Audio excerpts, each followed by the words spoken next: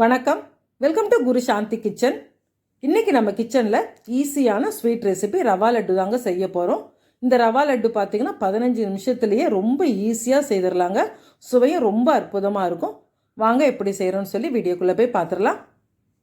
இப்போ first 1 spoon அளவுக்கு இந்த பேனில் நெய் சேர்த்து விட்டுறலாங்க. நெய் லேசாக உருகட்டும். உருகினதும் 10 பாதாம் பருப்பு எடுத்து நல்லா இந்த நெய்யில் சேர்த்து வறுத்து விட்டுறலாம்.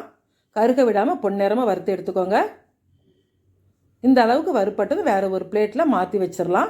இந்த பாதாம் பருப்பு நல்லா ஆறின பிறகு ஒன்றும் பாதியமாக தட்டி ரெடியாக எடுத்து வச்சுக்கோங்க. இப்போ அந்த நெய்யோடவே பார்த்திங்கன்னா இன்னும் 1 ஸ்பூன் அளவுக்கு நெய் சேர்த்து விட்டுறலாம். சேர்த்து விட்டு நம்ம ரவை சேர்த்துக்கலாங்க. இந்த ரவையோட அளவு பார்த்திங்கன்னா 250 கிராம் அளவு. இப்போ இந்த ரவையை நான் மிக்சி ஜாரில் சேர்த்து ஒரு 2 சுற்று விட்டு சேர்த்துருக்குறாங்க. அந்த மாதிரி சேர்க்கும்போது லட்டு நல்லா சேர்ந்தாப்பில் வரும் நமக்கு.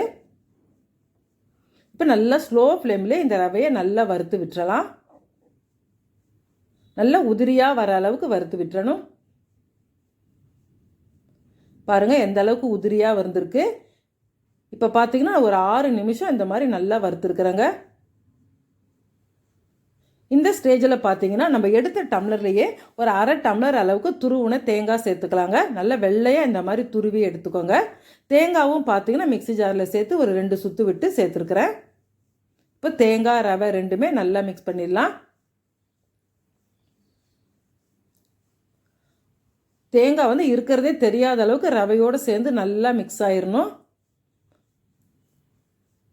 பாருங்கள் இப்போ ரெண்டுமே நல்லா வறுபட்டுருக்குது. இப்போ மொத்தத்தில் பார்த்தீங்கன்னா 13 நிமிஷம் ஆயிருக்குதுங்க ரெண்டுமே நல்லா வறுத்து எடுக்கிறதுக்கு. இப்போ இந்த ஸ்டேஜில் முந்திரியும் திராட்சையும் சேர்த்துக்கலாம். நம்ம விருப்பத்துக்கு தகுந்த மாதிரி கூட குறைச்சல் சேர்த்துக்கோங்க. இந்த ஹீட்லேயே முந்திரியும் திராட்சையும் நல்லா வறுபட்டுரும். நம்ம பச்சையை இந்த மாதிரி போடுறதும் ஒரு டேஸ்ட்டாக இருக்கும். சேர்த்து விட்டு இன்னும் ஒரு நிமிஷம் மட்டும் நல்லா வறுத்து விட்டுறலாம். இந்த மாதிரியே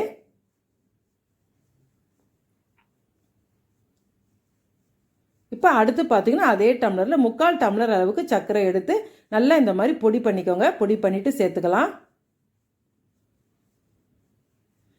இதுக்கு பொறுமையாக வறுத்து விடுற வேலை மட்டும்தாங்க, மற்றபடி வேறு எந்த பதமும் கிடையாது. நல்லா பொறுமையாக வறுக்கணும். நம்ம வறுக்கிற நேரம் குறைவாக அப்படி இருந்துச்சுன்னா உங்களுக்கு ரவையோட பச்சை வாசனை அப்படியே இருக்கும். இப்போ இந்த சமயத்தில் ஒரு 1/4 ஸ்பூன் அளவுக்கு ஏலக்காய் பொடி சேர்த்து விட்டுட்டு நல்லா ஒரு 3லேருந்து 4 நிமிஷத்துக்கு அதே மாதிரி நல்லா வறுத்து விட்டுருங்க. இந்த அளவுக்கு வறுத்தா தான் ரவை நல்லா வாசனையாக இருக்கும், இல்லைனா பச்சை வாசனை வந்துடுங்க. இப்போ நம்ம எடுத்து வச்ச பாதாமே நல்லா ஒன்றும் பாதியமாக இடித்து சேர்த்துக்கலாம். சேர்த்து விட்டுட்டு இன்னும் ஒரு நிமிஷம் மட்டும் நல்லா இதே மாதிரி ஸ்லோ ஃப்ளேமில் வறுத்து விட்டுருங்க. இது நல்லா பிகினர்ஸ் கூட ரொம்ப ஈஸியாக செய்திடலாங்க. இந்த ரவா லட்டு கஷ்டமே கிடையாது. அவ்வளவுதான். இப்போ பார்த்தீங்கன்னா நல்ல சூடாக இருக்கிற பால் ஒரு 1/4 டம்ளர் மட்டும் எடுத்து கொஞ்சம் கொஞ்சமாக விட்டு நல்லா கிளறி கொடுத்துடலாம். ஸ்டவ் நல்லா சிம்மில் வச்சுருங்க. இந்த சமயத்தில் சேர்த்து விட்டு எல்லா ரவையும் நல்லா பாலோடு சேர்ந்து மிக்ஸ் ஆகிற மாதிரி கிளறி கொடுத்துடலாம்.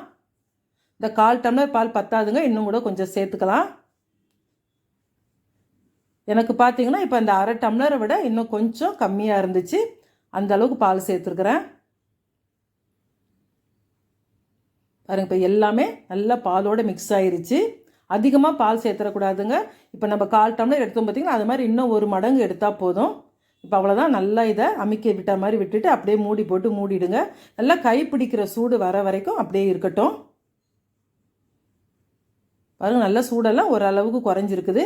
இது மொத்தமாக அப்படியே கரண்டி போட்டு கிளறி விட்டுறக்கூடாதுங்க. நம்ம எந்த இடத்துல எடுக்கிறோமோ அங்கே மட்டும் கொஞ்சம் கொஞ்சமாக எடுத்துக்கலாம். அப்போ தான் நல்லா அந்த சூடு அப்படியே இருக்கும் கதன்னு.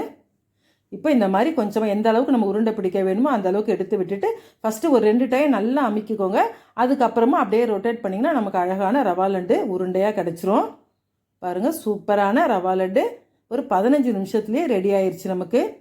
இந்த ஸ்வீட் பயப்படவே வேண்டாங்க, எல்லாருமே செய்யலாம், ஈஸியாக செய்திடலாம். பொறுமையாக வறுத்து எடுக்கணும், அவ்வளவுதான்.